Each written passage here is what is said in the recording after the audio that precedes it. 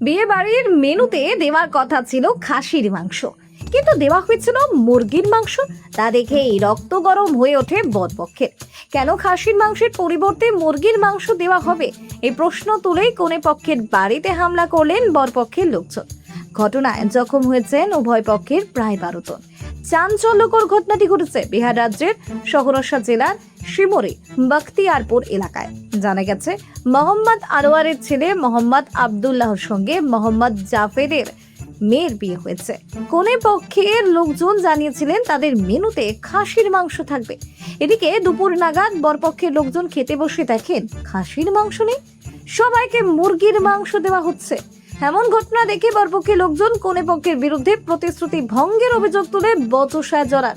কনে পক্ষ ছেড়ে দেওয়ার পাত্র নয়। এক কথা দু কথা হতে হতে উভয় পক্ষের লোকজন হাতাহাতিতে জড়িয়ে পড়েন। মারধরের ঘটনায় প্রায় 12 জন জখম হন। শেষমেশ পুলিশ ঘটনাস্থলে পৌঁছে পরিস্থিতির সামাল দেয়। বিহারের এই ঘটনাটি সোশ্যাল মিডিয়ায় ঝড়ের গতিতে ভাইরাল হয়েছে। আর এই ভাইরাল ভিডিও দেখেই নানান সব মন্তব্য করেছেন নেটিজেনরা। অরিজিৎ সিংহ ঠাকুর নামে এক ব্যক্তি লিখেছেন, বরপক্ষ মনে হয় বাবার জীবনেও মটন খায়নি। অতনু দাস নামে আর এক ব্যক্তি লিখেছেন, এর বরপক্ষ নয়, এরা বর্বর পক্ষ।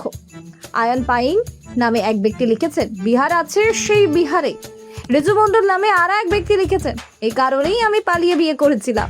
সাগরিকা সরকার নামে আর এক মহিলা আবার লিখেছেন, কাচের বাটির শেড দিয়ে আবার মটন খাবার শখ।